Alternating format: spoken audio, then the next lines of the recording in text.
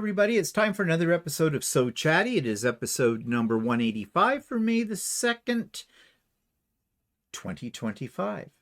And, well, we are supporting Wally Creations, as usual. I think you've probably seen some of these before. That's his Screw Me shirt. And you're going to say, why do I call it that? If you look closely, it's screws and nuts and things on it. And then nails. And nails. Screw me and nails. Screw you and nail you. Okay, whatever. It's just nuts. And this, of course, is an Australian fabric. It's Aboriginal.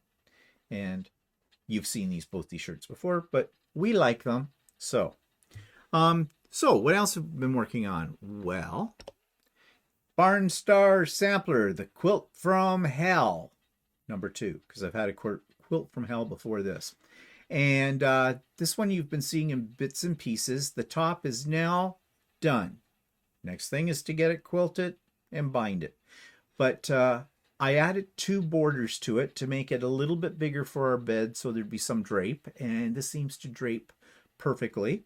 Now I've tested it out. And it didn't call for borders in the pattern. But I always feel a quilt is unfinished unless you have borders.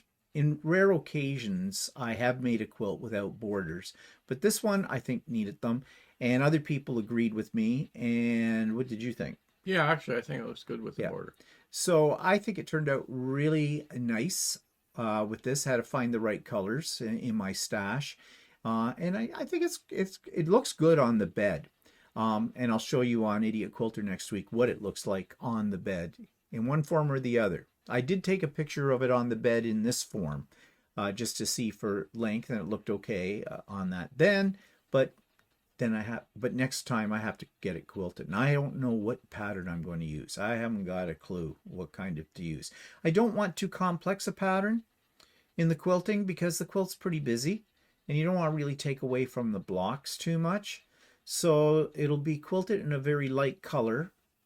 That's to be determined. And I'm thinking maybe something curvish, but like maybe a very simple curve in this. I don't know. Thoughts? Yeah, I think so. You think what? That it needs to be a little curvy or whatever. Okay, fine. Big curves. Yeah. Not real dense. No, that's what I was thinking. But anyways, I have to remember though, when I go to set up Lucy, I have to check Lucy's tension because we played around with that when we did the giraffe quilt. And yeah, I'll have to have a sample piece. Actually, I've got a reject quilt out there. What people often refer to as a charity quilt, you know, the ones that are less than perfect. I don't like to use that term, you know, because I've had this whole discussion with you all before that I think that if you're going to make a quilt, you're going to donate it to wherever it's going to be donated. It should be your best effort, not, what the hell, give it to them. Poor people don't care. Yeah, I think that's an attitude, and I don't like that attitude.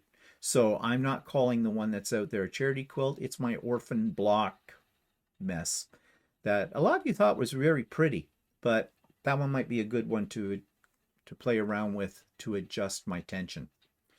I'm still not going to give it to anybody.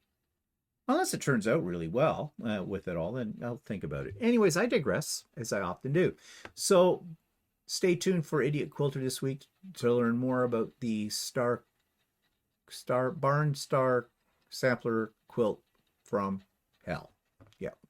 And I'm playing with a new bag. Okay. We know that a lot of you had a lot of laughs on last week's video about me making the dragon bag. And that is fine. I don't care. Laugh all you want. I was an idiot. So Walter's going to show me where I went wrong and how I can avoid that problem. But that video is not going to be shown until he finishes blowing his nose on camera. Thank you very much for that one. Yeah.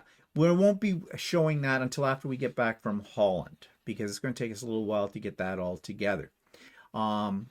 So in the meantime, I'm making another bag. This is a pattern from Sweet Pea Designs. It was on sale when I bought it. One of the ladies that comes to the regular sew days on Wednesdays, she's already made this bag. It's called Peacock Feather, and I quite like it. And so these are the colors. I've got the panels all done. Next stage is to sew the panels together. Then I have to figure out the bottom, and then it has to be lined and handles and all that stuff. So this is just the basics of it, done on the embroidery machine, this part. So you'll get to see that whenever I get it finished too. And yeah, that's all there. Walter made a project. I don't have a picture of it today, but we will have one probably on sewing or with S&W Live on Sunday. But Walter made a bag, but a very practical bag. What you make? Oh, I made a bag to hold the saran wrap box from Kirkland. Yeah, because we have this big, huge saran wrap box or cling wrap box. You know how everything comes in large quantities at Costco. And we usually buy it. But the problem is it's big and heavy. Very big and heavy. heavy. It's made out of cardboard, so usually the cardboard disintegrates at some point. So before you run out of the wrap. Yeah, so what I normally do is I put duct tapes on all the cardboard, but it ends up being we keep it under the cupboard in the cupboard, so it's hard to pull out all the time. Well, it's awkward. Yeah, because it's big, it's heavy, and it's underneath the sink, kind of a thing. So Walter made a really cute bag. I did a quick and dirty bag with using some canvas fabric that I had, and it just barely is enough to hold the box, and it's got a couple of handles on it like a regular bag. I just made it like a very small tote bag, and I measured the box, and that fits the box good, and it's easy. You can pick it up out of the cupboard, and away you go. It's just dandy. The only thing that we need now are really tiny little people who are very strong that could just take it out of the cupboard for us, servants. But no, it's very practical. But I'll show you what that looks like on Stephen and Walter Live on Sunday. Okay, can't show you everything today because then you won't come out and see the other videos. Got to keep you wanting more. You know that. That's the trick. Okay, so announcements. Sewing with Stephen, as usual, Wednesdays at 9 a.m. Our attendance has been a little low in the last little while. I think the warmer weather, people are getting out, thinking about gardening or stuff like that, or they just hate my bloody guts and don't want to come to it anymore. Could be that.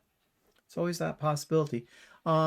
But we have the regulars there, but we have lots of room for other people who might want to join. In fact, we had a newbie a couple of weeks ago, and she's been coming back repeatedly. And she said she was a little scared to join in, which there's no need to be scared at all. Yeah, we've had another lady a few months ago join in that we happened to meet, and she said she was intimidated to come to the Tow Days. We convinced her to come, and she's been happy coming ever since, as far as I know. I think a lot of people are intimidated by it because they think that if they're on there, they're going to be amongst a whole bunch of people who've been quilting for 50,000 years, and it'll be super critical. Furthest thing from the truth. Yes, there are people that have quilted for a lot more years than me or some other people, but everybody shares ideas. Everybody is supportive. If you want a suggestion for something, you'll get lots of suggestions in a very positive way. There's nothing negative about it. Yeah, or if you know, if you're a new quilter or whatever, and you're having trouble with something, you can just, or you're unsure how to do something, you can ask one of the other group people. And they'll help you out with it. You'll get lots of help. You'll get lots of support. So you don't need to worry about that. So in that way, it's a bit of a resource, but it's just sort of fun because we don't just talk about quilting and sewing. We talk about all kinds of things. The one thing we do not talk about, and this is not easy not to talk about, is politics. Because, you know, that's one of the conversations in polite society you should never have. Because people all have their opinions and whatnot. And right now, since, you know, many of my subscribers are Americans as well, and this group is a mixed group of Americans and Canadians, and we even have one person who comes from France when she can get on, and we have one from England too, and around, and the Scandinavia countries as well. So, you know, we're a mixed bag of people. We just are there to talk about things we are interested in, come together as a group that have a common denominator, and that is that we all quilt. The hell with politics. Not much we can do about them anyways. So leave that to the politicians to knock their heads together about. We don't need to do that. So yeah, you're welcome. Come. We have a good time. Yeah, and the sessions are not recorded, No, no. so they're not broadcast or anything like that. It's a private Zoom. It's like a private room that everybody comes to Yeah. and quilts Yeah. Safe or zone. sews or whatever. Yeah. Okay, so that's on Wednesdays. We start at 9 a.m. in the morning, but you don't have to be there at 9 a.m. You can come and go as you please throughout the day, and we usually end up at 4 in the afternoon. But as I said, if you've only got an hour to spare or 2 hours, or you got something else in the afternoon and come just for the morning, that's totally up to you. It's completely open.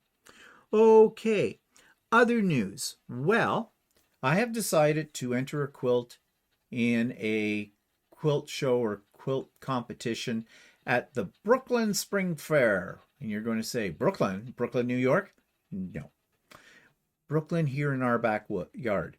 Brooklyn is a little tiny town that's sort of next door and slightly to the north of us. In fact, it's almost part of where we live because it's all amalgamated together. So, it's only a couple of miles away from us. And they have a spring fair every year, and they've had this spring fair. They've had this spring fair for probably, I don't know if they're over 100 years now or whatever. But and all the time that I've lived in this area, which has been most of my life, I've never once been to the Brooklyn Spring Fair. Yeah. So of course, You've driven by it. I've driven by it. So of course, they do have the competitions like Gladys down the road brings in her lemon squares and has that judged, and then you got old Pete the farmer who grows pumpkins the size of small antelopes or something like that, and everybody's got those in there, and they do have a quilt part too, competition. So I have filled out the entry form for that. And I'm waiting for them to send me my tags that I probably have to do something else with. And then I know the date when I can drop off the quilt for that. Now, will I win something? I don't know. I'd love to come away with a ribbon, but I know in this area it's highly competitive. There are a lot of really good quilters here. But I've been thinking about this for a long time and figure what the heck, just enter it. And at least I'll be able to say I've entered a quilt contest at one point in my life. But I thought I'd show you the one that I am entering. This is it. You've seen it on here before. It's a lap quilt. And yeah, so I'm submitting this and we'll see what happens.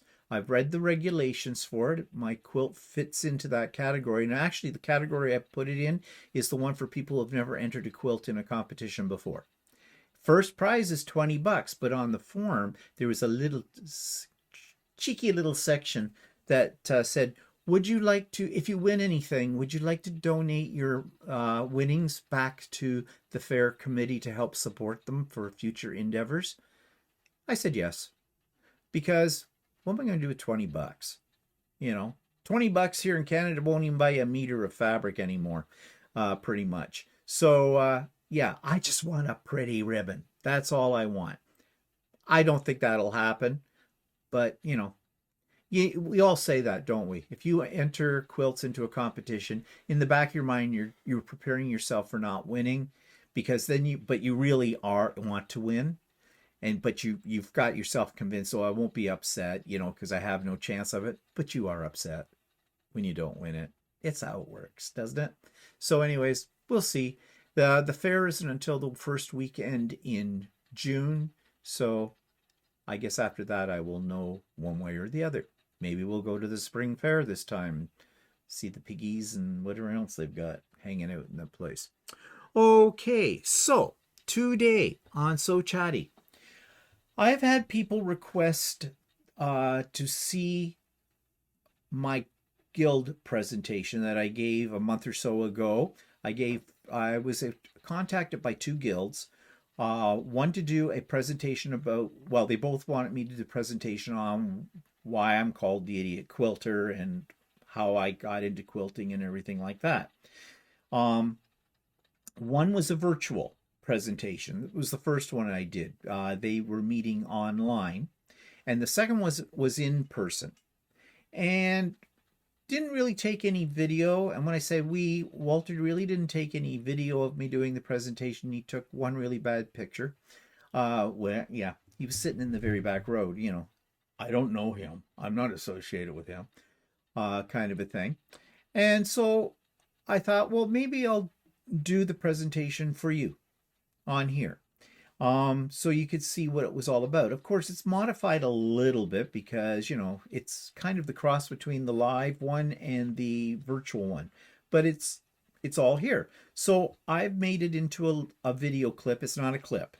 It runs an hour.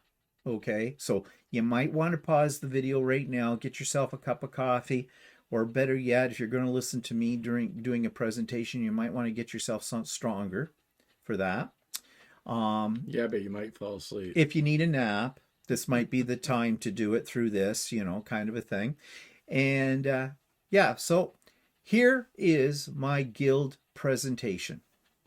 So I've had a lot of people ask me about the guild presentation I gave back in March, and they wish they could have been there to hear it. I don't know if that's a good thing or a bad thing, but I thought, well, what I would do is I will do the presentation for you on this week's episode of So Chatty. So here we go. We're using a slideshow, as you can see, for this. And yeah, I call it the Idiot's Guide to Quilting, the Idiot Quilter Journey. So first of all, excuse me, clear my voice. Who am I? Well, I'm a retired high school English teacher, and I think most people who are regulars on my channel know that.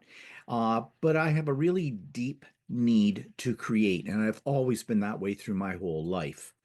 This is just something I did as a child. I mean, from coloring books to building things, to cutting up paper strips, to putting, colors in bottles of water. Yeah, I did that. All very much to the chagrin of my mother because she'd be yelling down at me, "Don't you be making a mess." Well, I said, "I'm not making a mess. I'm being creative." I didn't say it quite like that. And yeah, I made a mess. But anyways, I've always made a mess and it never stopped. So I wanted a career in a field where I could be creative, not do the same thing every day twice. And that's why I chose to become a teacher. One of the reasons I chose to become a teacher. And English, being an English teacher, well, I always had a love of books, but I thought, this works out very well for me. It's my love of books, and I can do so many creative things as I teach the various elements of English literature and other aspects of writing and reading and all the other things, and never look back. So I did that for about 31 years, and I taught both English and I taught drama and I taught media, and then I retired. Now, I retired at 55. I got my full pension at that point in time. I didn't have to retire. Walter wasn't retired yet. So, and he couldn't retire for about another 5 years. So basically, I said, well, I still enjoy what I'm doing, but you know, but maybe I should give my job up so that younger teachers coming in could get a job because it wasn't very easy at the time that I retired for new teachers to enter the field or for new people to enter the field of teaching. So I also thought, I'm 55, I'm in good health. Why not? Why not? Because I wanted to pursue what was then my creative endeavors in the scrapbooking, paper journaling kind of world. Quilting was not even on the horizon or on my screen at the time. So that's basically who I am. But how did I get started then into quilting? Well, I retired, as I said, and I had to do something. You just have to say no to being a couch potato when you retire, because that's what happens to a lot of people. A lot of people who've had very full careers. Um, they don't know what to do with themselves in their free time because all they did was live for their job. And what happens is they end up laying on the couch, eating potato chips, watching TV, and then waking up one morning dead. Yeah, it's kind of sad, but actually the statistics support that people who don't have a plan when they retire as to what they're going to do with the rest of their life just basically curl up in a ball and die. So I continued with my paper crafting at that point in time. Um, I enjoyed doing scrapbooking. Excuse me again. And I even got a part-time job in retail in the scrapbooking world. I worked for a local quilting store, not quilting, crafting store, scrapbooking store, and I did that for a couple of years. It, filled my time, but I wasn't really into it the way that I had been because when you work with something that you love doing all day long, and in the terms of being a hobby like paper crafting, when you get home at night, you're really not interested in doing any more paper crafting. At that time, I was also teaching classes. And so I spent a lot of my free time planning for those classes because, after all, I'm a teacher. You have to have a lesson plan, right? So thought, well, after I did that, and I did that for a couple of years, why not go into volunteer work? Because, that was one of the things on my bucket list of things to do. You don't have time when you're working full time. You're always thinking about giving back to the community. And of course, the most logical step next was to go to become a volunteer in something. I wasn't really sure what, and I tried several things, and I discovered something very interesting about being a volunteer. You're mistreated by many organizations. They see you as free labor. They don't want to tap into what you have brought to the table. They don't want to tap into your skill set. They just want you to do the Joe jobs that no one else wants to do that are paid employees for the organization. And quite frankly, they shit on you. That's what I found, anyways, with the organizations I volunteered for. Now, there was one that I volunteered for and I quite liked because it tapped into both my creative background and my teaching background, and that was being a docent at our local art gallery. Essentially, what my job was to do was to take groups of school children around to the various displays and to talk to them about what they were seeing. Plus, I put in a few little games that we played as well. And that was great for a while. But then they underwent some management changes at the art gallery, and a new person came in, and she decided that what we were doing was not effective for a variety of reasons. She was wrong, but she essentially fired all of us, got rid of all the docets. There had been a docets at this museum since probably when it first opened at this art gallery. That was 50 years. 50 years. How do I know that? Because they asked me to put together for their 50th anniversary a little booklet about the history of the art gallery. I spent hours researching, going through minutes of board meetings, um, gleaming whatever I could to put this together, um, all free, all on my own time. I was not paid for it. And the bottom line of it was, too, I was never thanked for this. And I have no idea where all that material has gone to this day. So again, I was a bit disappointed by the whole thing. So that really turned me off of volunteering. But then something else happened in my life that kept me very active. I had to start looking after my parents. My parents lived just in the town next door, and my father had developed the early stages of dementia, which eventually became full-blown dementia. And my mother, they were both getting up in years. Actually, they weren't all that old at the time, not by today's standard. My parents were in their late 70s when this all started. And yeah, long story short, that ate up a lot of my time looking after my parents. And well, eventually both of them ended up in nursing homes. My dad passed away 6 weeks after he got into the nursing home. He had just got a clean bill of health, but the dementia was his one problem. And I think my father basically just gave up on life. Now, he was an example of someone who lived for his job his whole life since he was about 18 years old. He was a power line contractor. He worked for the local utilities. He loved it. He lived for his job. And when they finally forced him to retire, he didn't have anything. He didn't have anything. And basically, and it's kind of sad, my father sat in his office, in his home office, shredding old documents all day long. And I think that really brought on the dementia a little bit quicker than it probably should have been.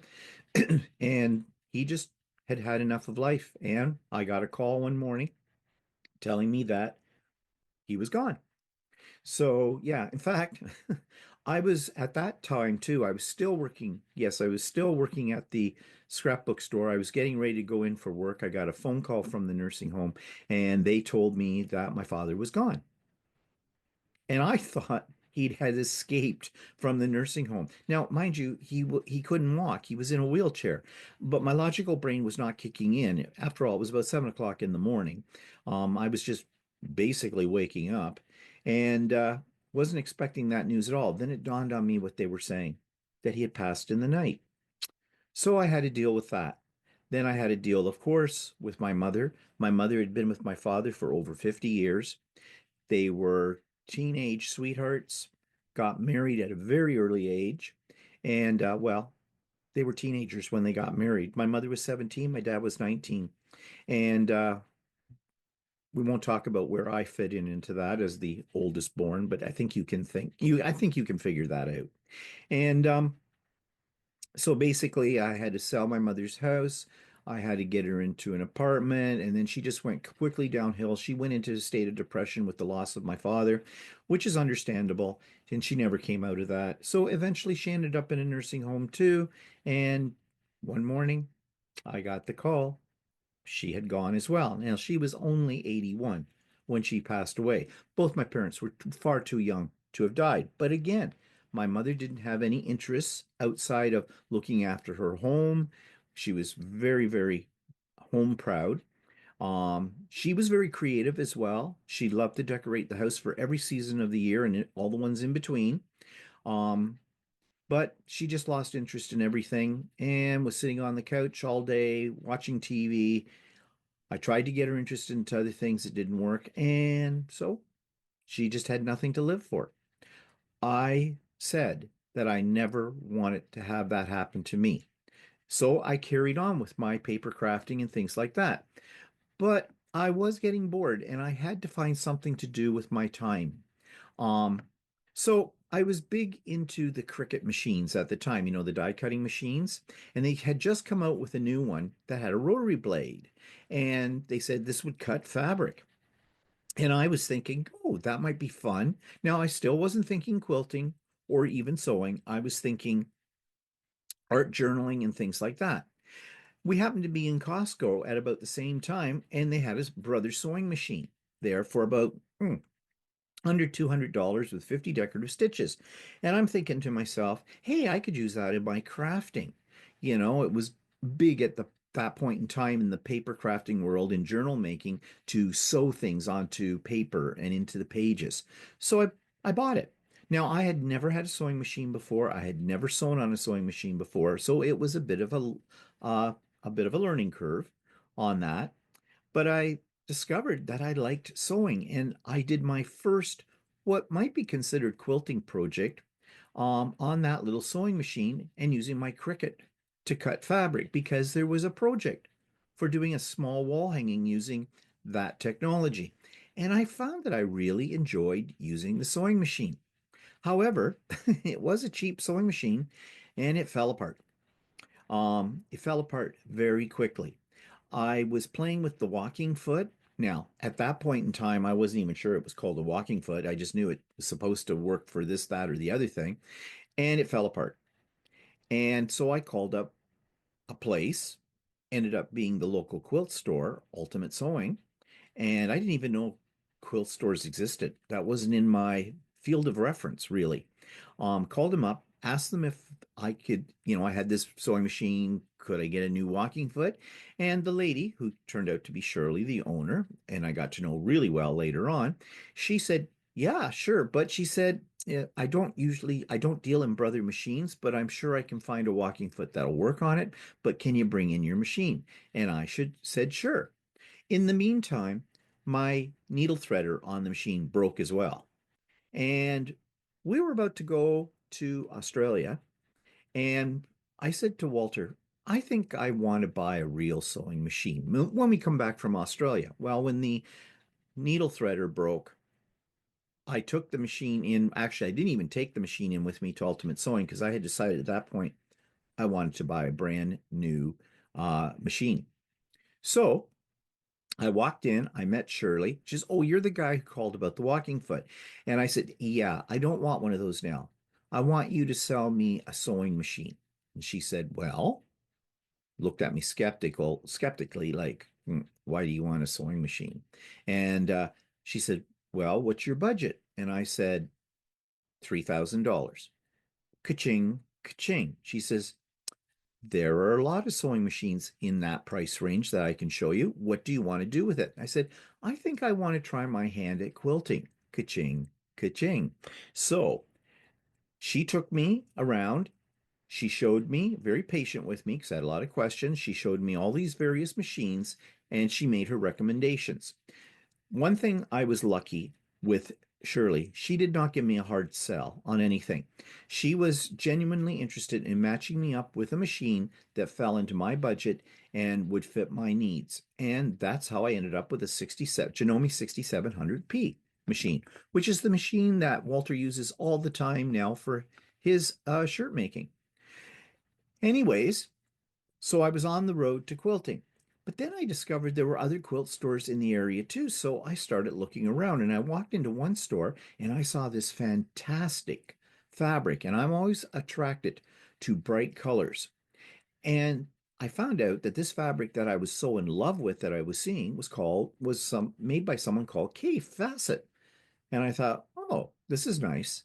Not only that, but there was a kit with a sample of the quilt that you could make from this kit, and it was all K facet. I thought it was the most beautiful thing I'd ever seen in my life. And so I went ahead and purchased it. And I've just noticed that I have not changed my slides. So I got the kit. I said to the lady, can a amateur do this? Like I have not made a quilt yet. If I follow the instructions, will it work? And she says, yes, it will. And she was right. It was a Alex Anderson pattern at the time. Didn't know who that was either. I knew nothing about blocks or quarter-inch seam accuracies or HSTs or width of fabric or selvages or pressing to the dark side or matching up your intersections. I knew nothing about any of that. So I decided then at that point I needed to learn more. Now I made the first quilt, and here in the slide you can see the quilt. Yeah, it was a small sampler lap quilt. And you can see what kind of mess I made of that. But you want to know something? I was very proud of that quilt when I finished it, and I still have it because it reminds me of where I started and where I am today. So never get rid of your first tries, no matter how ugly they are. Um, but I needed to learn more. So I decided to check out the University of YouTube. Of course, where do we all go in this modern age of technology? We go to YouTube. And I watched every video I could get my hands on, and I started picking up books, and I started taking classes at the local quilt store. And I even joined an online group as well. And I was a member of that online group. It was a paid site for many years, and I learned a lot from it as well. So I also found that I could experiment. Um, I'd use some of the techniques from my crafting days, and I tried to incorporate them into what I was learning. I also learned from my mistakes, and I still make a lot of mistakes, and I still learn from my mistakes. In fact, I don't think any quilter um, would not say that they don't learn from every project that they do. Um, I kept asking myself all the time, what if? What if I did this? What if I tried this? And that kept me really interested. But it also allowed me to expand into other fields. I bought an embroidery machine. I saw what I called the dream machine at my local quilt store. I fell in love with it. I had to have it, but it was a really expensive machine. But Shirley was having a sale at her quilt store at Ultimate Sewing. And I said to her, okay, I'd really like one of those machines. How much, what kind of deal can you make me? She made me an offer I could not refuse because this dream machine was the Janome 15,000, which was a combination sewing and embroidery machine. It was the top of the line embroidery machine at the time. And I learned a lot from that experience. Um, story for another day. Well, some of you have heard it because I actually have a series of videos on my channel explaining the hell I went through with that machine. When I first got it, it was the dream machine, but it very quickly turned into a nightmare. But that did not turn me from learning more about machine embroidery. And as you know from my channel, I do a lot of it. Well, I like machines, and that wasn't enough. So I bought a serger. Now, what's a quilter going to do with a serger?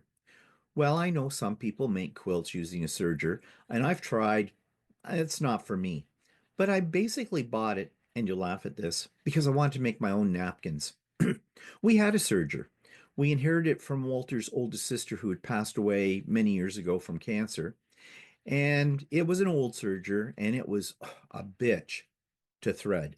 In fact, I spent over 2.5 hours trying to thread it the first time I used it. But that inspired me. Well, back to why did I get it? I said about making napkins. Well, yeah, because we use napkins, cloth napkins. And when I say we, I mean more me than Walter. Walter has the same napkin all week because he never touches it. But that's, again, another story for another day. So I went into Ultimate Sewing and they had this new serger. You didn't have to thread it was air threaded. We still had to thread it, but it was so much easier. Um, and she was having a sale. Well, I'm a sucker for a sale and I love machines. So I said, wrap it up. And I own the Janome air threader. And what have I done with it since? Well, more than just make napkins, but I don't use it a lot, but it is still very handy to have. So I don't regret the expense of it. Of course, where do you go from there? I now have a couple of sewing machines. I have an embroidery machine. I have a serger. What's left? A long arm. Yep, I bought a long arm. Now, I tried to do free motion on my domestic, but I was miserable at it. I didn't enjoy it. The quilts were too heavy. I got to the point where I had a system of bungee cords, and then I built myself a nest surrounded by collapsible tables, everything built up to equal the height of the sewing machine. That worked, but it took me a day. Anytime I want to quilt a quilt, I had to set this all up, and it would take me half a day to set it up. And I just hated it. And then COVID hit, and we were all stuck in our houses. And Walter said, we're putting a lot of money aside for future trips because we love to travel. Why don't we don't know how long COVID's going to be. Why don't we invest in a long arm?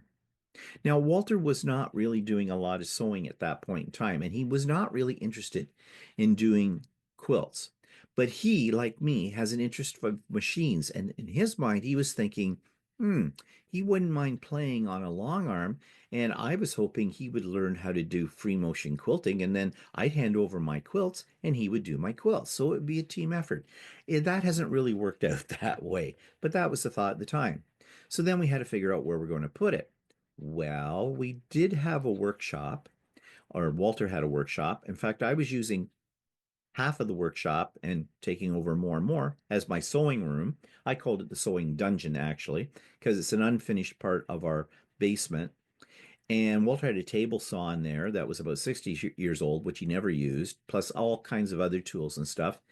And so I said, well, we could put Lucy, that's the name of my long arm because she's an APQS machine and she came with the name Lucy. If we get rid of the table saw and I collapse the sewing dungeon, clean out my sewing or my crafting room, because I did have a crafting room, a fairly large one, get rid of all my crafting stuff because I'm not using it, and convert it all over to a sewing room. And that's exactly what we did. And so we got Lucy. And of course, because I am a person that's into technology, I also had to have the computer component. And so we got that as well. And I do not regret having my own long arm. I'm still not as much interested in the quilting part of a quilting as I am in patchwork. And Walter has used the machine and he has made a quilt and he has quilted his quilt on that machine. And we've shown that in past videos. Um, but nevertheless, yeah, that was an expensive toy. It's really not a toy, It's a machine, and it's an industrial machine, pretty much. But I'm glad that I have it because before then, I was taking my quilts down to another local place, actually where I bought Lucy, and renting time on their machines to do my quilts there. And I really didn't like that because the owner of the store, Tracy, is wonderful. So glad that we discovered her. But people would come in the store and I'm on one of the long arms trying to get my quilt quilted and they want to talk to you. And time is money in that case because at $30 an hour, you don't want to be there all day. I want to get in and get out kind of a thing. I'm a little bit of a tightwad. So anyways, I guess you could say at that point, I was a full-fledged quilter and I was enjoying every moment of it. And the reason I was enjoying it is because it stimulated my creativity, it kept my mind active, it kept my body active, and I really loved making the creations. But I thought, I make a lot of mistakes. And I was searching on YouTube for information on how to avoid or, correct those mistakes. And I wasn't finding anything. In fact, what I was finding was the exact opposite. I was finding a lot of YouTube creators that were doing quilting videos showing you perfection. They never showed you their mistakes. They would say, you do this, you do this, do that. Bingo, you had a perfect quilt. And I didn't believe that. But I found that intimidating as well. And I thought, as a beginning quilter, if I'm finding this intimidating, how are other people? I mean, I'm determined. I've invested a lot of money into this hobby. I am determined to learn everything I can about it and carry on with it and practice makes perfect, maybe. But, other ones coming on who know very little about the quilting world may be completely discouraged by these videos because their first effort be like my first effort, it was crap. And they're going to think I can never learn this and move on to something else. So that is why I started the Idiot Quilter. I already had a YouTube channel. Uh, right from about the first day that I retired, I started playing with YouTube as a creator, but I was doing it with scrapbooking and paper crafting, not with quilting. And because I was fed up with watching a lot of YouTube channels that only showed perfection and that wasn't real, I wanted to share my successes and failures to prove that you could learn from your mistakes and you could recover from them. So the Idiot Quilter channel was born. So you might want to know, why do I call myself the Idiot Quilter? Well, actually, that was Walter. Walter calls me an idiot when I do stupid things. I do a lot of the Lucy Ricardo kind of stupid things. For example, one time we got a free sample of liquid dishwashing detergent. I thought it was for the dishwasher. Yeah, so I put it in the dishwasher, turned on the dishwasher, and walked away. Came back, and my kitchen was literally filled with bubbles. Big soap bubbles up to your waist. And so that was a comedy of errors. What was even funnier, and this happened many, many years ago back in the first house we owned, I opened up the patio doors from our kitchen and scooshed all the bubbles outside. And there was a wind, and the wind took all the bubbles and blew them up our subdivision street. And they were sticking on people's houses and on people's cars. And I laid low for a while, okay, because yeah, I did that. Of course, when Walter came home and I told him what had happened, he says, well, you're an idiot. And then another time I caught the microwave on fire because I decided I wanted to dry herbs from our garden in the microwave. I mean, I had a book. They told you how to do it. It was working out fine until I put in the summer savory. Well, summer savory has a low combustion point apparently, and I had flames shooting out of the microwave. Well, I got them out, and the front of the microwave and everything had black soot all over them, and I'm cleaning up the kitchen, and I thought I had done a really good job and it was all done. Walter came home, he looks around, and he goes, something happened. I'm not saying a word. And he opened up, for some reason, the microwave oven that had sort of caught on fire, and I had forgot to clean the inside of the microwave, and it was black soot all inside. And he goes, what happened here? I told him, and yes, you guessed it. I'm an idiot. So anytime I do something that's a Lucy-like move or whatever, Walter will just say, you're an idiot. Now, he's not saying that in a derogatory way. At least I have chosen to take it in a positive spirit and in fun.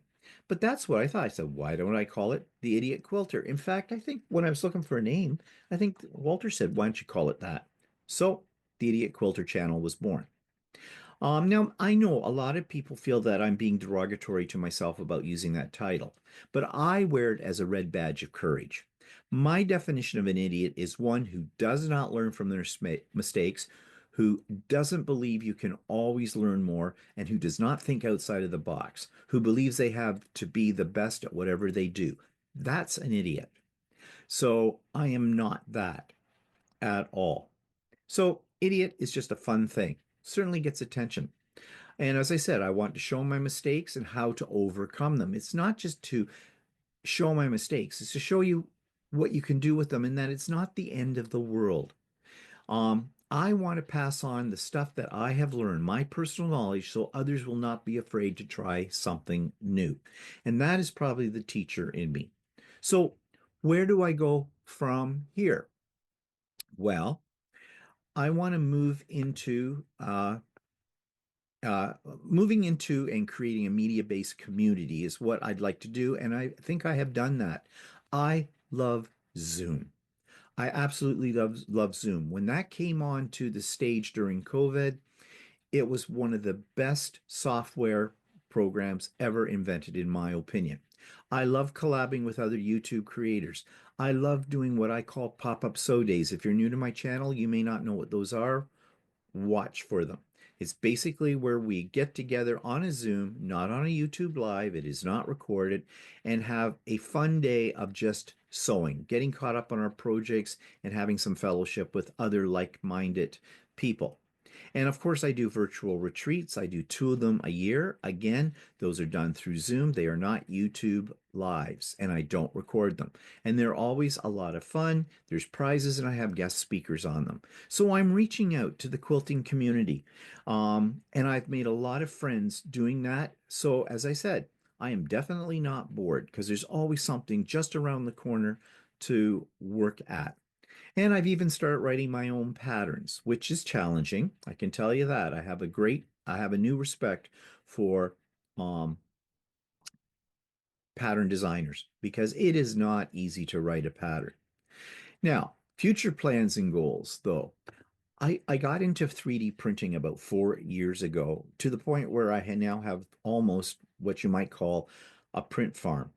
I have 4 3D printers. I use them constantly, every day. I am under a mountain of 3D prints, which I don't know what to do with. I've even started um, giving away a box of my 3D prints as a prize at the beginning of the first Sunday of every month when we do Stephen and Walter Live. Um, I've donated some to our local library to their kids program. I'm always looking for places where I can, you know, donate. I don't want to set up a store. I don't want to charge money for them. I just make them because it's another one of my hobbies and I have fun. But what I'd really like to do is figure out a way, and I haven't quite done this yet completely, is combining 3D printing with quilting. I mean, I have made some items that are, decorations for your quilting area, for your sewing room. I've made things for helping you with like tools for quilting, but I'm still looking for the ultimate way of really blending the two worlds in a practical and useful way. And I haven't yet come up with that, but I keep trying and I won't stop. Um, I also want to produce more series-based programs on my channel and tutorials. Maybe not as much interest there because YouTube already has a lot of tutorials. But Walter and I have started another part of the channel called So Chatty, and it's evolving into a channel of series. We've actually started to do a lot more with machine embroidery on that particular aspect of my channel as well. And we want to develop that even further. Now, I'll show you a few of my creations, and I want to point out my mistakes. So this one is actually a pattern that I just finished writing and is now available If you go to my YouTube channel, The Idiot Quilter, and go to the show notes, you will find links for all of my patterns. They are all free. I do not sell my patterns. But this one, I was really happy with it. This is a picture of it before I got it sandwiched and quilted and bound. And can you spot the idiot mistake? Because I didn't spot this until after it was hanging up on my design wall, as you see it here, and Walter looked at it. He is my critic. He can find a mistake in one of my quilts in under 30 seconds. And sometimes that annoys me to no end as well. But it's a good thing to have him because he has saved me from a lot of heartache because he found the mistake before I started to quilt the quilt, which would have made it impossible to correct. But can you spot the mistake here? Well, oops. Sorry, I kind of skipped ahead here. Hit the mouse the wrong way. There we go. Right there in that corner. One of my half square triangles is turned the wrong way. Okay, you would say, well, to fix that, I'd have to take the borders off. I'd have to open up that seam, flip that block around, so resew that up. Well, yeah, and that would be manageable, except I did that in, if you look, I did that, at least I was consistent in my mistakes. I did that not one time, but I did it one, two, three times here, three times up in this corner, three times down in this corner, three times down in this corner. Yeah, I remade the quilt.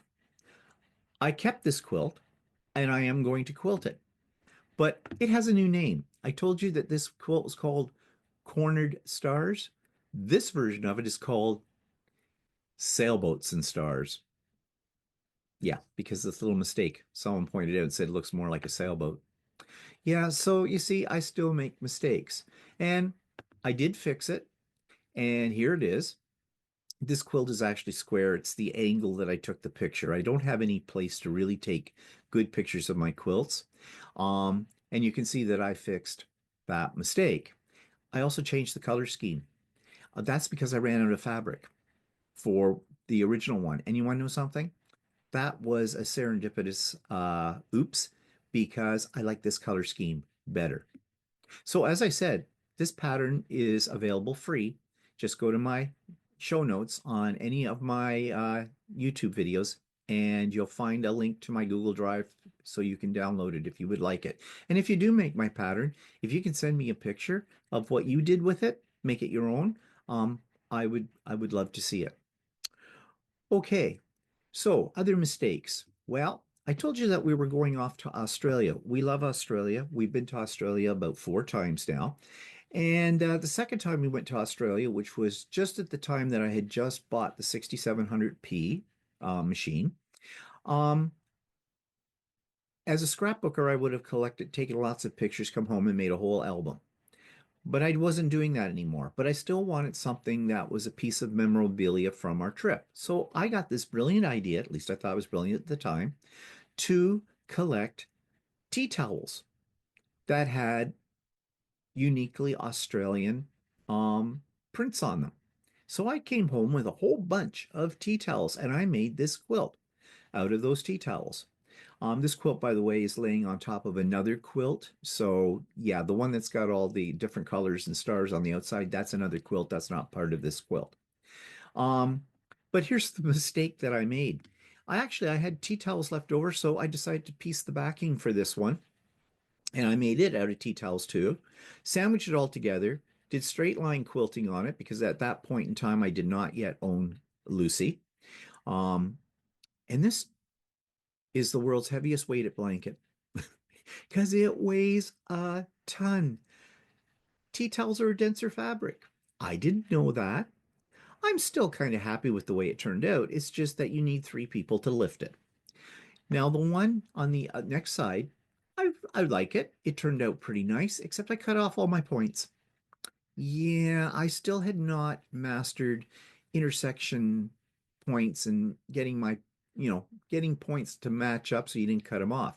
Pretty quilt, but every time I look at it, I remember I have learned since how to avoid that problem. I'm like I said, every quilt I do, I learn something else. Now, this one was an experiment. I mentioned before I like to experiment. Well, this was a class actually, and it was my first effort at paper piecing a quilt, and it was a landscape quilt. Okay, one should never do as their first paper piecing um, project something on this scale. Okay, but I'm one of those kind of people that just jumps in with both feet and usually pay for it later. So took this class and I picked out my fabrics. Now, here's another problem. I said I like bold colors. Yes, I do. Most of my quilts will have fairly bold colors in them. Well, this one wasn't any different, except it's a landscape. It's supposed to be a mountain in a valley with a horizon, and that big round thing up in the left-hand corner is supposed to be the sun, or it could be a moon, whichever. Yeah, the colors I picked for this, well, let's just say the way I get around this, I call it alien landscape. It's not just landscape, it's an alien landscape. And it's pretty to look at. The picture doesn't do it justice, and it hangs up in on one of my walls. So yeah, but I learned from that. I learned that I do not like paper piecing. I can tell you that. Okay, so I was continuing with my experiments, and this is another experiment here uh, with all the circles. Now, I was not at that point in time, and I'm still not comfortable sewing curves or drunkard's paths. But I thought, hey, 21st century, we have the technology. What can I do about this? Well, I had recently bought for my sewing machine a circle attachment tool, which essentially you drop into your bobbin case kind of a thing, in the top of it. You take the little plastic cover off, it fits in there, it screws down, and it has a little spindle with a very pointy and very sharp. And yes, I know, ask me how I know it's very sharp. And you put your fabric, center it on that, adjust how big you want your circle. There's a gauge on it, and turn on your sewing machine and let it go. And it'll stitch a circle. It will actually allow you to use your decorative stitches and satin stitches. So what I did was I took a charm pack, 5-inch squares, and I took two of the squares, and one I cut a little smaller than the other, set it up on this tool, and let it do a satin stitch all the way around. So that's how I created what I called circle in a square quilt. And this quilt is all my own design. Bit busy, but one of the first quilts I ever designed on my own. And I was basically using leftover fabric to create those borders um, and the whole bit.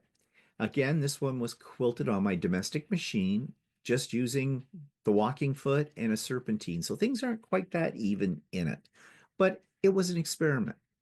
And that was an experiment that later on I was going to come back to and use on a future quilt, and you'll see that in a moment. I also tried to combine my art journaling with quilting. So these images in this wall hanging in here that I did sort of like an attic window, these images are all ones that I scanned from my one of my art journals. These are actual pages that I created collage method in my art journal. And then I printed them out onto printable fabric and created this. And this is something that I'm very, very happy with. And it hangs in my rec room as well. As I said, it's a wall hanging. Now, this one is one of my this one has a lot of personal memories attached to it. The quilt on the left was made by my grandmother. Now, I never saw my grandmother quilting. My grandmother did a lot of different types of sewing and craft work. She was an award winning, because she entered fairs and things like that contests, and she always won a ribbon uh, for her needlework, for her needlepoint, her cross stitching, her crocheting, her knitting, and of course, her other sewing skills, which included quilting.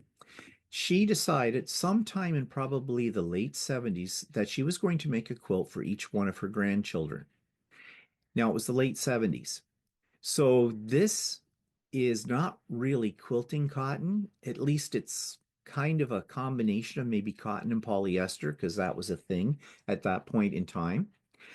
My grandmother did not use a rotary cutter because I don't believe the rotary cutter was readily available at that point in time.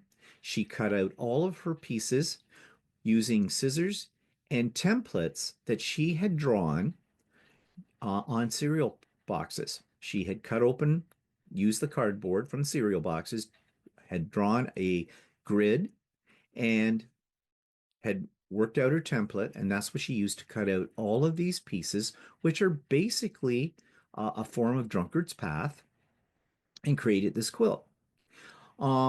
She made five of these, all in the same design, but she couldn't decide whether the oldest grandchild, which would have been me, should pick first from the five quilts, which ones they wanted. They were all different colors, each one, or the only girl grandchild, which was my sister. And yeah, guess what? Ladies first. In fact, I got the leftovers, and I don't, to this day, I still don't remember how that happened. I had my eye on a blue quilt that she had made. Looked exactly like this, except in blues, because I love blues. This was the worst color combination that I could have ended up with because I do not like salmon. I'm not a fan of brown. And yet it's a beautiful, beautiful quilt. Um, and in my first house, it hung. We had an area, we had a two-story house, and there were a lot of stairs in that house, and there was a wall space that ran from the first floor to the second floor, and that's where this hung for many years because I really, really loved it. It was just the color scheme I wasn't happy with. When I moved into my current house, I had absolutely no place to hang it, so it got folded up and went into the back of a closet. Now you have to remember, this was all before I got into quilting, so I didn't have the appreciation for quilts that I have today. So one day I pulled it out of the closet and I decided, well, I pulled it out of the closet because when I was cleaning out my mother's apartment when she went into the nursing home, she had my grandmother's original templates for this quilt. And my idea was I was going to use her templates to recreate the quilt in blue because I wanted a blue one. Well, as I got working on it, and I said I wasn't comfortable with sewing curves, I thought, well, wait, let's use 21st century technology to recreate this quilt. And that's what I did. And the end result is the blue one you see on the right. I used that method of creating, like on the circle square quilt that I showed you earlier, using that device for sewing circles. And I created a large block with a circle in the center. I sat and stitched the circle, and then I cut the block into four equal parts, and I did them in the colors you see here, and then reassembled them to create the quilt. Now you're going to say, but wouldn't the satin stitching come undone? It would, except that when I laid out the quilt, I made sure that the raw edges of the satin stitching were buried in the seam allowance so they won't unravel. And I am very happy with the way this quilt turned out. Again, my photographic skills are horrible. Um, the quilt is very square. It's a good size, and I eliminated the prairie points that my grandmother originally put on hers because I do not like prairie points, and I'll tell you why. And I'm sorry this is going to sound insulting to the ladies, but really, that's an old lady thing. Prairie points. I know people are going to say, no, it's not. I love prairie points. You do you. I don't like them. They didn't get on my version of the quilt. Okay, so then I also mentioned I moved into the world of embroidery, machine embroidery, and I make wall hangings. So this is an example of one of many that I have made. This is a Halloween one. This is a combination of in the hoop applique and a lot of which we might call thread painting, but it's embroidery. Takes a long time, but I absolutely love doing it. And as I said, I have made many of these as time has gone by. And I always want to do a mariner's compass. So no, this is a New York Beauty quilt, but all those points and Y seams and things like that. No, but you can do it on your embroidery machine. I bought a file for creating each one of these smaller blocks, and then you can arrange them in whatever order you want and create whatever you want for a quilt. So yeah, that was all done in the hoop on an embroidery machine. It is a wall hanging quilt, not a lap quilt. And I don't know if I would do a full quilt in this method. I might. Um, the quilting in it is very dense, and the quilting was done with the embroidery machine. It was part of the program for that. So I'm very happy with how that one turned out. And I used batiks in that particular one. And then here's one with the Santa Claus. That is all done in the hoop and it is solid thread. There are no applique pieces in it. And there's like 32, 1, 2, 3, 4, 5, 6, 7, 8. Yeah, 32 tiles. Oops. Sorry. My finger hit the button.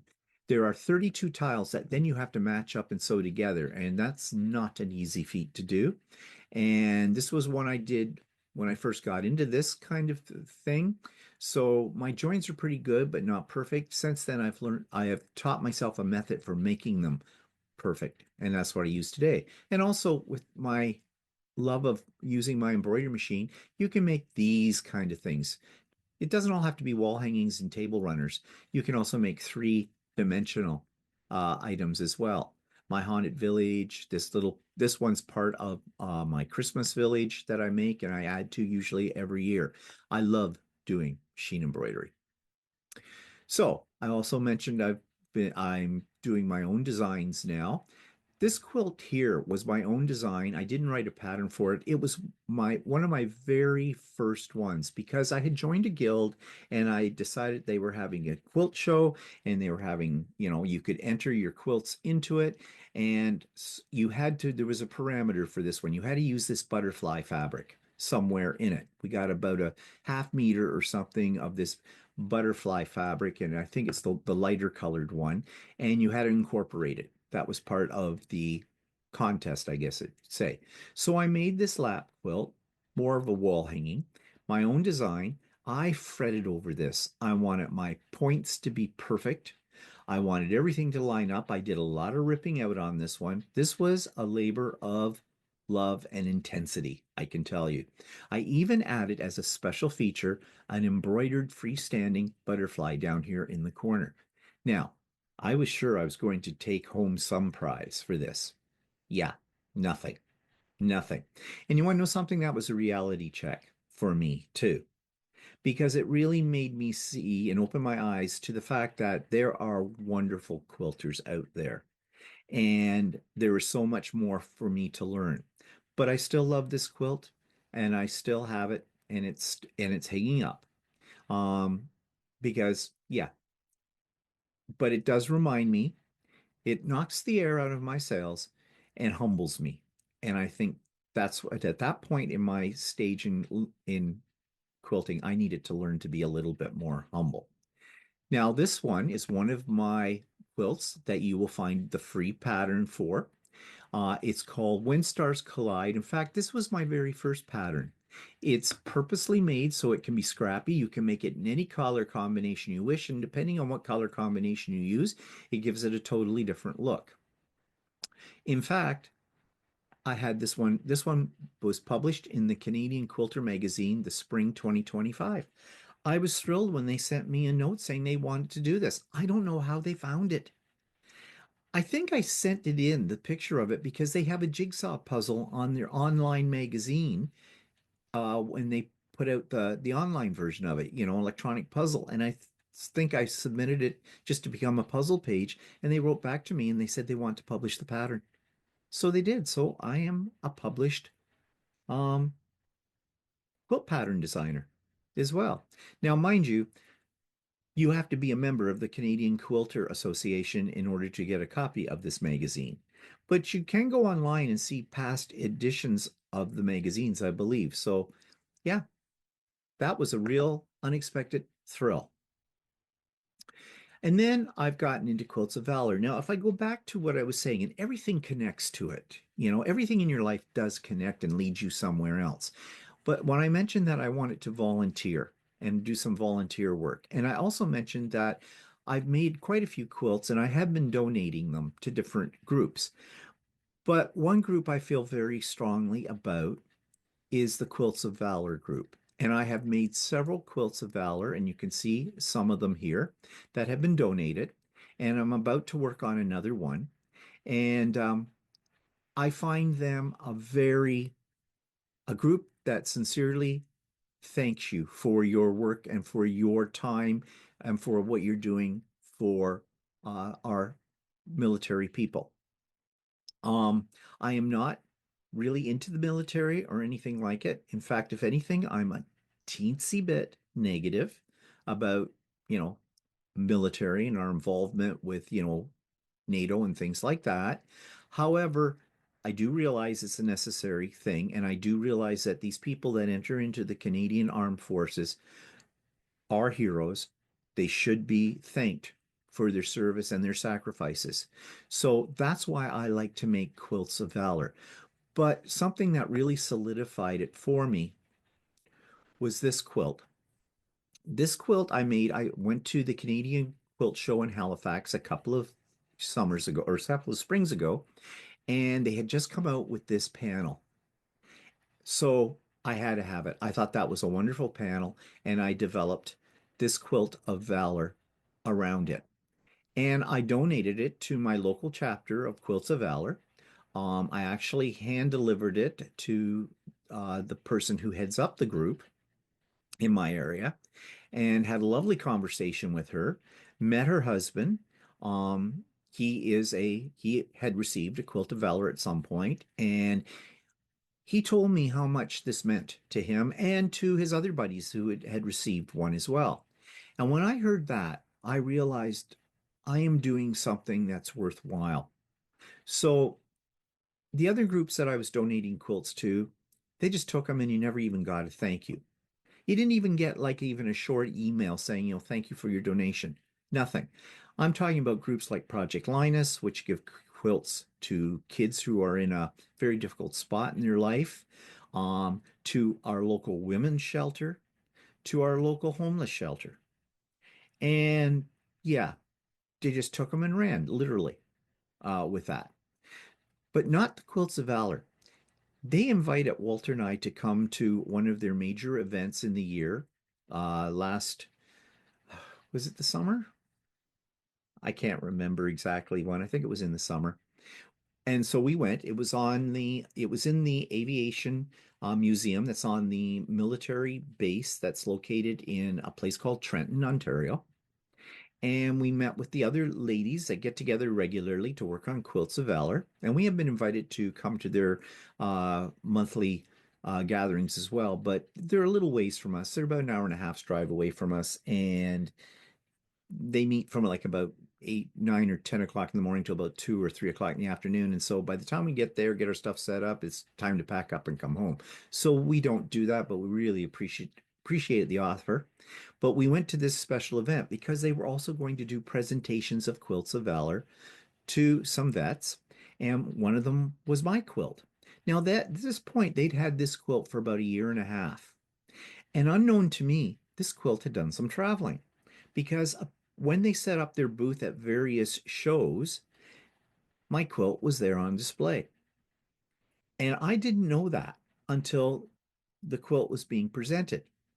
So we went, and mine was the last quilt presented. I think they presented 8 quilts that day. And I get emotional. I'm sorry I get emotional when I talk about this. The person that received this quilt was in tears. He absolutely loved it.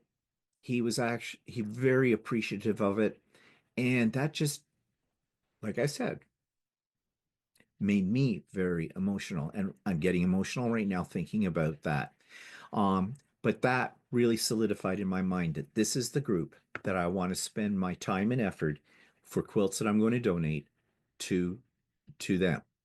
I don't have a picture here of the presentation. I didn't include one in the slideshow, but there was a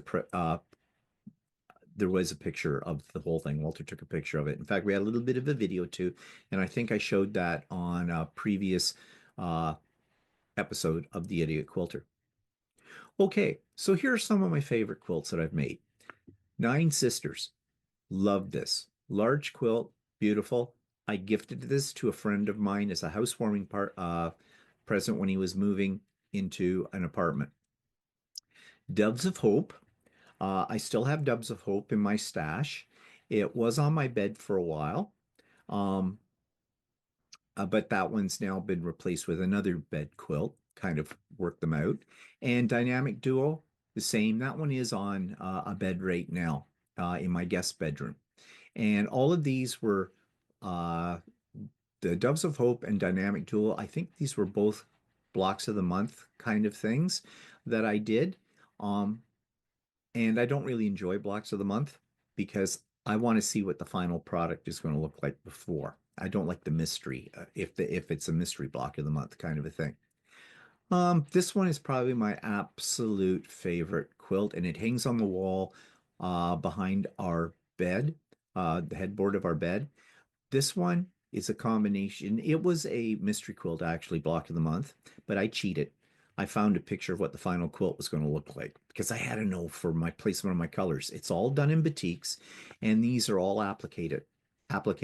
And I learned on this quilt. I started out changing my thread for every one of these colors on the petals, and I knew I was never going to get this done.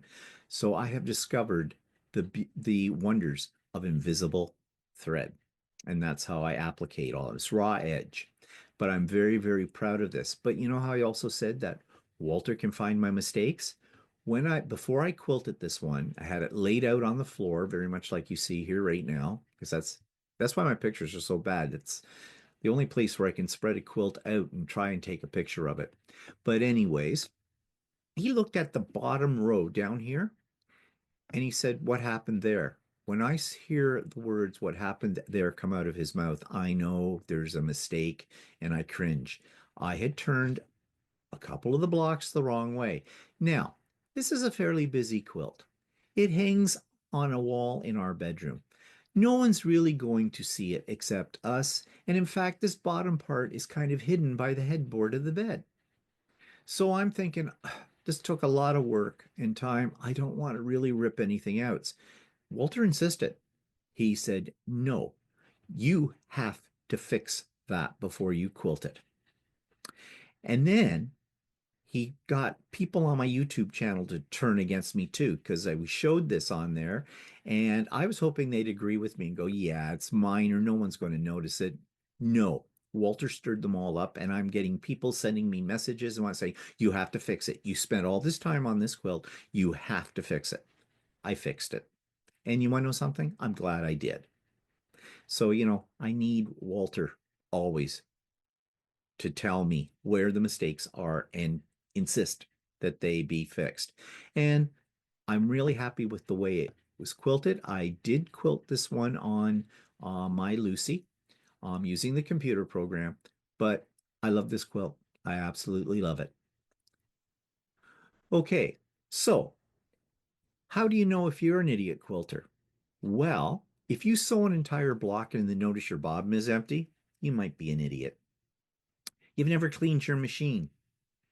You're definitely an idiot. You've never changed your needle and you've had the machine for 5 years. Oh, that's an idiot move. You buy thread at the dollar store and wonder why it keeps breaking every other stitch. Yeah.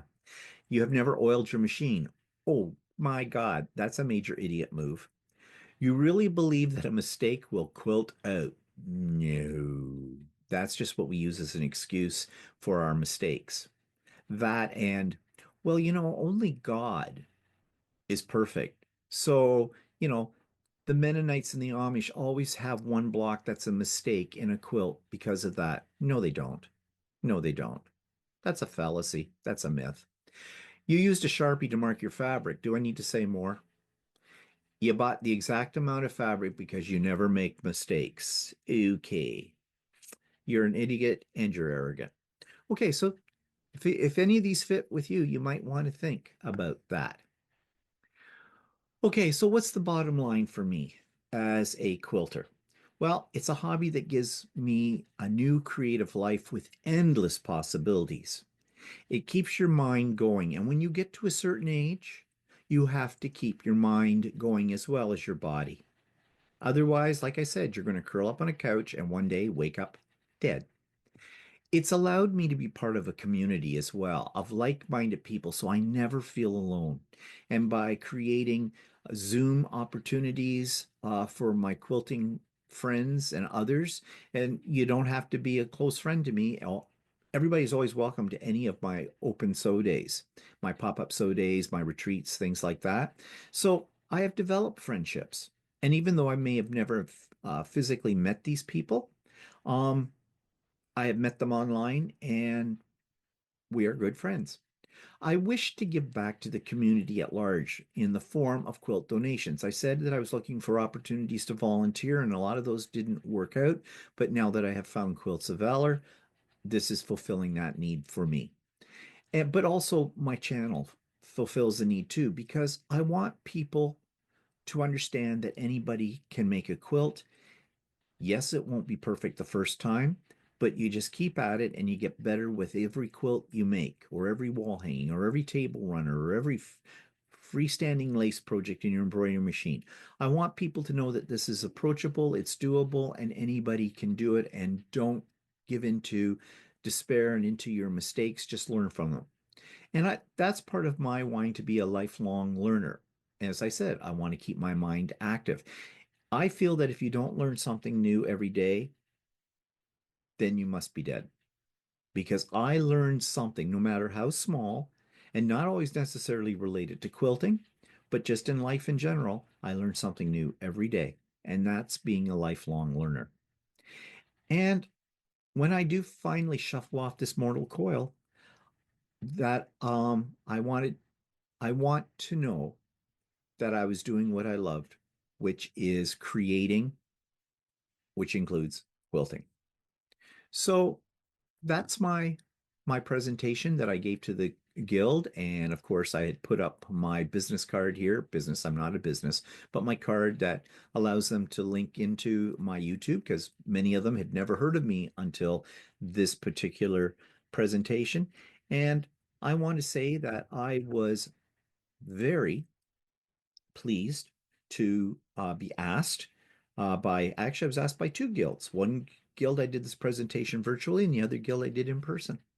So I hope you enjoyed that. I hope it gave you some insight, maybe some insight into things you didn't know about me and about what how I got from point A to where I am today and what my plans are for the future. So thank me. Oops, slip. Thank you for joining me for this presentation. Okay, so that brings us to the end of today's episode of the of So Chatty. And as I said, uh, we're going to do eventually sort of a, it's not really a tutorial. It's going to be Walter telling me why I'm an idiot when it comes to bag making and showing me how I could have avoided some of the things I did with that dragon bag that I made, showed you last week. But next week, we're going to talk a little bit about our quilting plans for Holland. And what I mean by quilting plans is people have been asking, well, you're going to go to quilt stores, you're going to buy lots of fabric. Um, we're discovering there's not a lot of quilt stores to go to. And well, I'm not going to buy a lot of fabric. No, because I've been investigating it, and there isn't a whole lot of fabric that is Dutch related, Yeah. I guess.